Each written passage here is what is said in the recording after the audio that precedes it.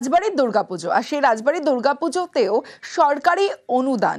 মহিষাদল রাজবাড়ির পুজোকে সরকারি অনুদান আর এতেই প্রশ্ন। তবে বিধায়ক তিনি দাবি করছেন তার উদ্যোগেই রাজবাড়ির অনুদান। কি বলছেন বিধায়ক শোনাবো প্রথমে। রাজবাড়ির দুর্গাপুজো এখন কিন্তু অত্যন্ত মানুষকে টানে, প্রচুর মানুষ যায়। রাজবাড়ির দুর্গাপুজোতেও সরকার 1,10,000 টাকা দেয়।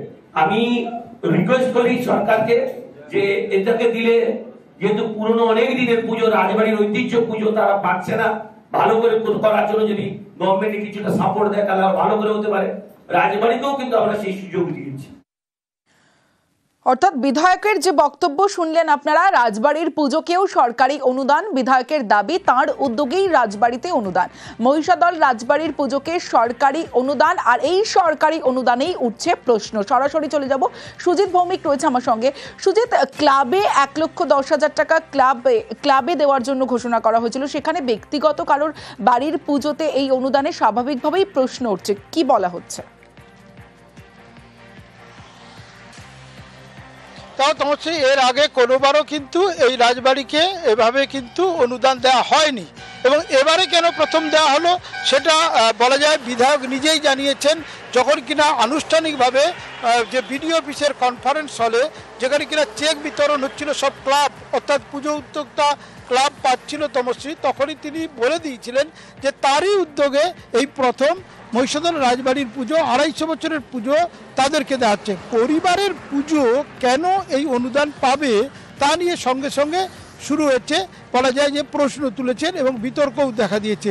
সেখানেই মানুষজনের প্রশ্ন, পুজো উদ্যোক্তাদের প্রশ্ন, যাদের ক্লাব কর্তা, মহিষাদলবাসীর প্রশ্ন, তাদের বক্তব্য, এভাবে কেন একটি পারিবারিক পুজোকে এ ধরনের অনুদান দেওয়া হলো।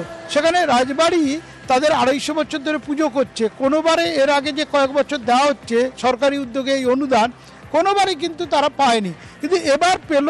কেন পেল সেটা বিধায়ক তিলক চক্রবর্তী মহিষাদলের তিনি স্পষ্ট করে জানিয়েছেন। তিনি উদ্যোগ নিয়েছিলেন কারণ এলাকার মানুষ প্রচুর এখানে প্রতিমা দেখতে আসেন, এই রাজবাড়ির ঠাকুর, সেখানে তাদের জন্যই দেওয়া। কিন্তু রাজবাড়ি, রাজপ্রাসাদ, রাজবংশ, তাদেরকে আবার সরকারি অনুদান পুজোর জন্য এটা একটা বেমানান লাগছে, এমন প্রশ্নই কিন্তু এলাকার বাসিন্দারা তুলছেন, এবং তা নিয়ে তারা সরব হয়েছেন।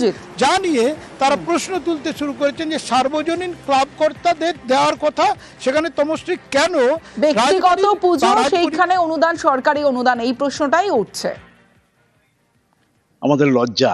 রাজবাড়ির পুজো একটা ঐতিহ্যগত পুজো, রাজবাড়ি পুজো অনুদান দিচ্ছে, এটা বোধহয় আমাদের জাতির লজ্জা। এই লজ্জা কোথায় ঢাকবো আমরা জানি না। রাজবাড়ি যারা কর্মকর্তা তাদের নিজেদের পারিবারিক ঐতিহ্যের দিকে একটু যদি স্মরণ করেন, তাহলে বোধহয় এইভাবে হাত পাততে তারা পারতেন না বলে আমি বিশ্বাস করি। রাজবাড়ির পুজো তো ব্যক্তিগত পুজো, রাজবাড়ির এখানে তো অনুদানটা না দেওয়াটাই ভালো, বা তাদের না নেওয়াটাই বাঞ্ছনীয় আর কি। রাজবাড়ির নিজেদেরই উচিত এখান থেকে সরে আসা, তাদের নিজস্ব ফান্ড আছে, নিজস্ব ফান্ড থেকে তারা পুজো করতে পারে, কারণ এটা তো বাড়ির পুজো। 1,10,000 দিচ্ছে ওরা, মানে এইসব জিনিসপত্র কিনা, তবে আমাদের একটা খরচা বেশি হয়ে যায়, লোকজন খায়, তো খিচুড়ি ভোগ হয়, নবমীতে হয়, আমাদের 2.5-3 লাখ টাকা বাজেট আছে, 3 লাখ টাকা বাজেট আছে, তার মধ্যে যা হয়। কত বছর টাকা পাচ্ছেন আপনারা? টাকা 2 বছর কি 3 বছর হবে। বুঝছেন, যে পরিমাণে খরচা হয় সেই পরিমাণে ওই টাকার পরিমাণটা অনেকটা কমই বলে মনে হয়, কারণ যেভাবে আমাদের রীতি প্রথা অনুযায়ী পুজো হয়ে আসছে, সেই রীতি প্রথাকে ধরে রাখতে গেলে বুঝছেন অর্থের প্রয়োজন রয়েছে। সে তুলনায় অতটা অর্থ না পাওয়ার ফলে কেবল ধরে রাখাই হচ্ছে।